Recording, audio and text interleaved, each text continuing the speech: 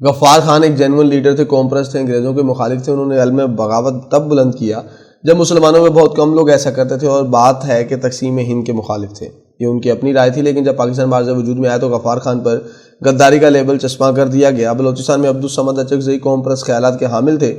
ہمارے مقتدرہ کے لوگ ہمیشہ ان کو شک کی نگاہ سے دیکھتے رہے۔ کہنے کا مطلب یہ ہے کہ شروع دن سے ہی ہماری ریاست ایک عدم تحفظ کا شکار رہی۔ گفتگو میں کئی دفعہ ہم مولوی صاحبان اور اس قسم کے لوگوں کو مورد الزام ٹھہراتے ہیں، حالانکہ حقیقت یہ ہے کہ پاکستان کی حیت اور اس کی سمت مولویوں نے متعین نہیں کی۔ ہاں، وہ نعرے بلند کرتے تھے، اسلامی ریاست کی بات کرتے تھے، لیکن پالیسیوں کا تعین مقتدر اور بڑے بیوروکریٹوں نے ہمیشہ کیا۔ کسی کو دمچھلا کہنا تو غلط ہے، یہ بھی شاید دانشمندی نہ ہو کہ کہیں کہ فلاں طبقات مقتدرہ کی ڈگڈگی پر ناچتے رہے، لیکن بات واضح ہے کہ پالیسیاں مرتب کرنے والے اور تھے، پیچھے نعرے لگانے والے بیچارے عوام میں سے تھے۔ بیچارگی کا لفظ اس لیے استعمال کیا گیا کہ عوام کے حصے میں نعرے لگانا ہی آیا ہے۔ عوام کو کبھی اس چیز کے پیچھے لگا دیا، کبھی کسی اور چیز کے پیچھے۔ ہم جیسوں میں یہ خیال تو تھا کہ یہاں کچھ ٹھیک نہیں ہو رہا، بطور قوم غلط راہیں ہم نے چنی ہیں اور قومی توانائیاں بیکار کی چیزوں پر صرف ہو رہی ہیں، لیکن یہ معلوم نہ تھا کہ اس قسم کا بحران جو ملک کو درپیش ہے اتنی جلدی ہمارے سر ہوگا۔ یہ بحران صرف یہ نہیں بتا رہا کہ ہم معاشی دیوالیہ پن کے قریب پہنچ چکے ہیں، ہمیں یہ بھی بتا رہا ہے کہ ہم ذہنی دیوالیہ پن کا شکار بھی ہو چکے ہیں۔ صرف معاشی پالیسیوں کی ناکامی ہم نہیں دیکھ رہے، جو افسانے ہم نے گھڑے ان کا فضول پن بھی ہم پر آشکار ہو رہا ہے۔ کہاں گئے وہ کلے، کہاں وہ خاص مقاصد جن کی بنا پر یہ سب کچھ بنا؟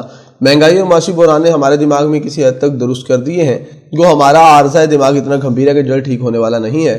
ہم اب بھی موجوں کے انتظار میں ہیں کہ کہیں سے کوئی چیز ٹپکے گی جس سے ہماری مشکلات آسان ہو جائیں گی۔ قومیں ویسے نہیں بنتی، کوئی سوچ ہوتی ہے جس کی بنیاد پر قوموں کو کھڑا کیا جاتا ہے۔ معمار ہوتے ہیں جو قوموں کو بناتے ہیں۔ یہاں کون تھے؟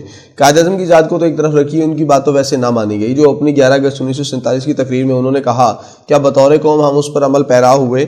جب انہوں نے کہا کہ اپنے مندروں میں جاؤ، مسجدوں میں جاؤ، ریاست کے نظام اور کاروبار کا تعلق ان چیزوں سے نہیں، کیا ہمارے اکابرین نے اس نصیحت و تلقین پر کان دھرے؟ بانیان پاکستان کے علاوہ جو یہاں اقتدار میں ہے وہ سارے کے سارے انگریزوں کے پروردہ اور پسندیدہ لوگ تھے۔ بیوروکریٹوں اور بڑے عہدیداران کا سیاست سے کیا تعلق؟ انہوں نے کس جیت و جہد میں حصہ ڈالا؟ پنجاب میں تو ویسے ہی جاگیرداروں کا راج تھا۔ ان میں سے کتنے تھے جو پہلے یونینسٹ پارٹی میں تھے، اور جب انہوں نے دیکھا کہ مسلم لیگ کا ستارہ چمک رہا ہے تو وہ قائد اعظم کے پیچھے ہو گئے۔ آزاد ہندوستان نے ایک جھٹکے میں جاگیرداری یا فیوڈل نظام ختم کیا۔ یہاں پر وہ چلتا رہا۔ یہ ہماری بنیادیں تھیں، اسی بنیادوں پر کون سی عمارت کھڑی ہو سکتی ہے؟ آج ہم حالات کو روتے ہیں، لیکن یہ حالات خلا میں پیدا نہیں ہوئے، ان کے اسباب تھے، اور یہ اسباب ہماری تاریخ کا حصہ ہیں۔